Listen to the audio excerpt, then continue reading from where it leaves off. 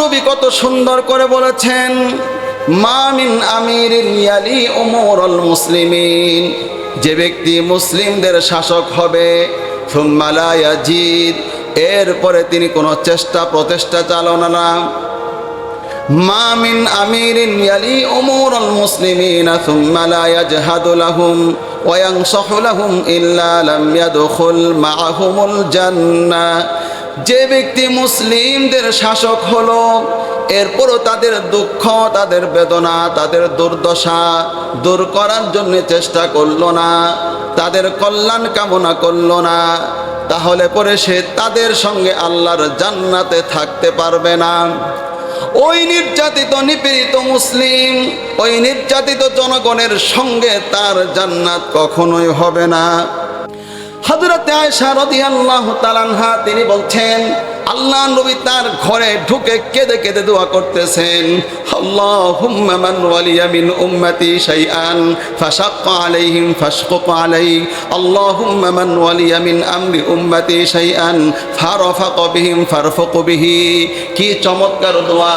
হে আল্লাহ তাআলা, আল্লাহুম্মা মান ওয়ালিয়া মিন আমরি উম্মতি শাইআন, যে ব্যক্তি আমার এই উম্মার নেতৃত্ব দিবে, আমি তো চলে যাব, আবু বকর চলে যাবে, উমর চলে যাবে, উসমান চলে যাবে, দরদি শাসকগুলি চলে যাবে, যুগে যুগে যত শাসকগুলি আসবে, আল্লাহুম্মা মান ওয়ালিয়া মিন আমরি উম্মতি শাইআন ফাশাক্কা আলাইহিম ফাশকুক আলাইহি, আমার উম্মার নেতৃত্ব দিবে, ওই নেতৃত্ব দিতে গিয়ে যারা কঠোর হবে জনগণের উপরে, আল্লাহ পাক আপনি তার প্রতি কঠোর হয়ে যান। আল্লাহুম্মা মান ওয়ালিয়া মিন আমরি উম্মতি শাইআন ফারফাক বিহিম ফারফুক বিহি, আমার উম্মার নেতৃত্ব দিবে যে শাসকগুলি, যারা তাদের ব্যাপার নরম থাকবে, আদর যত্ন করবে, আল্লাহ পাক আপনিও তাদের ব্যাপার নরম হয়ে যান। আল্লাহ নবী আরো বলছেন, বানাল্লাহু শাইআন মিন উমুরিল মুসলিমিন, মুসলিমদের যিনি শাসক হবে, মুসলিম জাহানের যিনি খলিফা হবে, ফাহতাজাবা দুনা হাজাতিহিম ওয়া খাল্লাতিহিম ওয়া ফাকরিহিম, ওই মুসলিমদের শাসক হওয়ার পরে যিনি মুসলিমদের অভিযোগগুলো শুনবে, তাদের প্রয়োজনগুলি পূরণ করবে এবং তাদের অভাব অনটনগুলি দূর করবে, ইহতাজাবাল্লাহু দুনা হাজাতিহি ওয়া খাল্লাতিহি ওয়া ফাকরিহি ইয়াউমাল কিয়ামা, আল্লাহ পাক কিয়ামতের দিনে ওই শাসকের অভিযোগগুলি শুনবে, তার সব প্রয়োজনগুলি পূরণ করে দিবে, তার সমস্ত অভাব অনটনগুলি আল্লাহ পাক কিয়ামতের দিন সব দূর করে দিবে। এই জন্যে এই পৃথিবী থেকে 3 শ্রেণীর ব্যক্তি ভিআইপি ভাবে আল্লাহর জান্নাতে যাবে। সুবহানাল্লাহ বলেন। জান্নাতে তো যাবে, সব তো ভিআইপি, কিন্তু স্পেশালের উপর তো স্পেশাল নাই, শেষ কত যে স্পেশাল হতে পারে সেই 3 জনের নাম ঘোষণা করছি। বলেছেন এই পৃথিবীর সবচেয়ে সত্যবাদী মানুষ, সত্যবাদী মানুষ সবচাইতে বেশি কে? মুহাম্মদ, বলেন না মুহাম্মদ সাল্লাল্লাহু আলাইহি সাল্লাম। দেখেন সবচেয়ে ভিআইপি ভাবে জান্নাতি, তাহলে ভিআইপি চরিত্র না হলে কারে ভিআইপি ভাবে জান্নাতে যেতে পারে? চরিত্র যদি পচা থাকে তো ও আবার জান্নাতে কিভাবে যায়?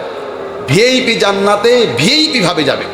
3 আখলাকের মানুষ, আহলুল জান্নাতি সালাসুন, ভিআইপি জান্নাতে যাবে ভিআইপি ভাবে 3 ব্যক্তি।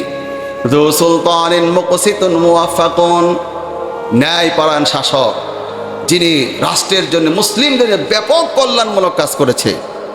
এবার জনগণ থেকে, ওয়ারাজুলুন রহিমুর রকিকুল কলবি লিকুল্লি যী কুরবা ওয়া মুসলিমিন, আর ওই ব্যক্তি যিনি তার আত্মীয় স্বজন এবং মুসলিমদের ব্যাপারে খুবই ভালো ছিল, মুসলিমদেরকে আদর যত্ন করত, আত্মীয় স্বজনদেরকে আদর যত্ন করত, নরম হৃদয়ের ব্যক্তি। ওয়ারাজুলুন রহিমুন, খুব দয়ালু ব্যক্তি। ওয়ারাজুলুন রহিমুন রকিকুল কলবি, যার হৃদয় বড় নরম। লিকুল্লি যী কুরবা ওয়া মুসলিমিন, আত্মীয় স্বজনদের ব্যাপারে নরম, মুসলিমদের ব্যাপারে নরম, এই ব্যক্তিটা। আর 3 নাম্বার আল্লাহ নবী বলছে শুনো শুনো, এইভাবে জান্নাতে যেতে চাও, ওয়া আফিফুন মুতাআফিফুন যু ইয়ালিন। 3 নাম্বার হলো ওই ব্যক্তি যার অনেকগুলি সন্তান, যার পরিবারটা বড়, এরপরও তিনি ভিক্ষাবৃত্তি করে না এবং হারাম উপার্জন করে না। আওয়াজ দিয়ে সবাই বলেন না সুবহানাল্লাহ।